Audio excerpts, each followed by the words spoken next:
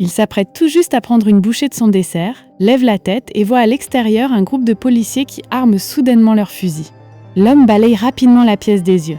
Il n'y a dans le restaurant qu'un couple de personnes âgées et quelques enfants en train de jouer. Il comprend immédiatement que ces policiers sont là pour lui. Mais sa première réaction n'est pas de s'enfuir, mais plutôt de poser calmement ses couverts, tout en réglant l'addition au passage. En tant qu'ancien soldat d'élite des forces spéciales, Jack pourrait neutraliser ces hommes avec une facilité déconcertante. Mais il se montre coopératif et lève les mains. Nouvellement arrivé dans la petite ville, il ne veut pas faire d'esclandre. L'urgence est de comprendre dans quel genre de pétrin il s'est fourré. À peine entré au poste de police, Jack commence à observer les environs sans en avoir l'air. L'agent le fouille au corps et ne trouve que 200 $ et une médaille française de la Seconde Guerre mondiale. Face à l'interrogatoire et à l'enregistrement de la policière, Jack reste silencieux du début à la fin. Mais ses yeux ne s'arrêtent pas une seconde. Les photos de groupe sur le mur, les expressions et les comportements des gens autour de lui. Aucun de ces détails n'échappe à son regard. Cependant, cette attitude hautaine met de Rick complètement hors de lui, et il menace Jack de lui faire passer un mauvais quart d'heure. Au moment où la situation aboutit à une impasse, un homme intervient pour désamorcer les choses. Il s'agit de l'inspecteur en chef du poste de police de la ville. Jack est emmené à part dans la salle de conférence, et par l'intermédiaire de l'inspecteur, il apprend également le déroulement de l'affaire. Pas plus tard que la nuit dernière, un meurtre a eu lieu dans la petite ville. L'arrière de la tête de la victime a été touché à bout, portant par 2 balles de 9 mm. Mais aucune douille n'a été retrouvée sur les lieux. Depuis, le meurtrier a roué le cadavre de coups pendant pas moins de 2h30, pour finalement le dissimuler à la hâte avec un simple morceau de carton. Et c'est justement ce matin-là qu'un témoin a affirmé avoir vu un homme costaud, avec une grosse tête et un cou épais, rôder près du lieu où le corps a été abandonné, ce qui explique pourquoi Jack a été amené ici.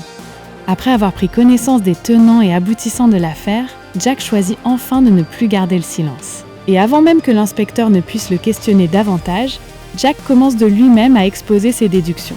En se basant uniquement sur les quelques détails éparpillés par l'inspecteur, il décortique l'intégralité du déroulement de l'affaire avec une clarté absolue. Jack souligne que les meurtriers impliqués dans le dépôt du corps ne sont absolument pas seuls, mais bien 3. Et en somme, c'est. Son raisonnement est d'une logique si implacable que même l'inspecteur ne peut s'empêcher de l'applaudir intérieurement, réalisant que la police a probablement vraiment arrêté la mauvaise personne.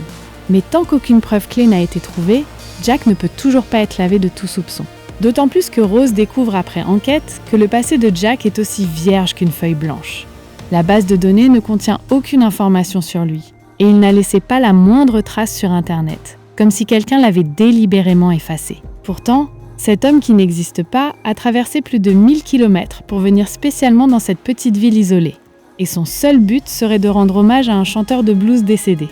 Une version des faits qui est tout de même un peu trop tirée par les cheveux. Les choses en étant là, l'inspecteur n'a d'autre choix que d'enfermer Jack pour le moment. Pendant sa détention, la police découvre une série de numéros de téléphone sous la semelle de la chaussure de la victime. En remontant la piste, l'inspecteur retrouve le propriétaire du numéro, Paul, et cet individu n'est pas n'importe qui.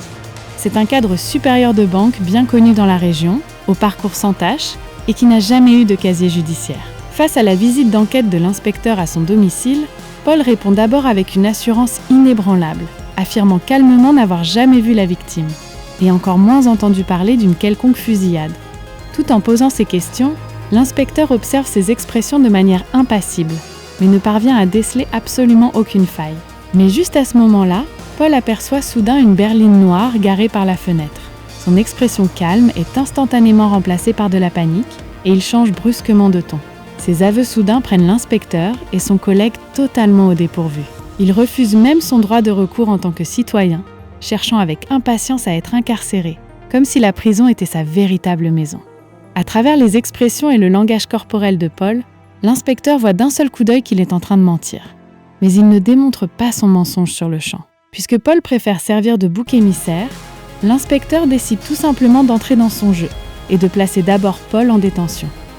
Cela permet non seulement de s'assurer qu'il ne sera pas réduit au silence, mais aussi de remonter la piste pour démasquer le véritable coupable dans l'ombre, faisant ainsi d'une pierre 2 coups.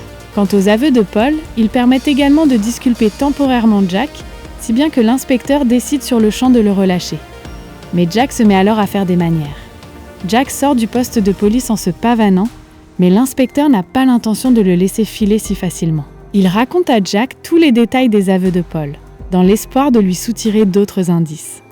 Mais Jack ne mord absolument pas à l'hameçon et s'apprête à quitter la petite ville sur le champ. Voyant que l'autre refuse de coopérer, l'inspecteur décide de jouer de mauvaise foi avec audace, déclarant qu'il peut raisonnablement soupçonner que le but des aveux de Paul est justement de servir de bouc émissaire pour Jack. Ces paroles finissent bien sûr par provoquer la colère de Jack, qui réprimande furieusement l'inspecteur en lui disant qu'au lieu de s'acharner sur lui, il faudrait mieux d'aller enquêter sur ses propres subordonnés. Il s'avère qu'au moment même de l'arrestation de Paul, l'agent Steve avait échangé avec lui un contact visuel d'une durée de 2,5 secondes. Derrière cette micro-expression pour le moins inhabituelle se cache absolument un secret inavouable. Mais même en étant allé aussi loin dans ses propos, l'inspecteur reste campé sur ses positions. Si tu es capable de donner autant de détails, c'est que tu es forcément impliqué. Même s'il a bien conscience qu'il s'agit d'une provocation de la part de l'inspecteur, Jack ne peut finalement pas s'en empêcher et lui inflige une défaite psychologique écrasante. Le visage de l'inspecteur s'assombrit de colère en l'entendant, ce qui prouve aussi indirectement que les déductions de Jack ont visé juste dans 9 cas sur 10. À présent, il lui est encore plus impossible de laisser partir Jack si facilement, lui ordonnant de retourner à l'intérieur. De retour au poste de police, il convoque furieusement son subordonné dans son bureau pour jouer carte sur table avec lui sans détour. Et c'est seulement ainsi qu'une partie de la vérité finit par éclater au grand jour.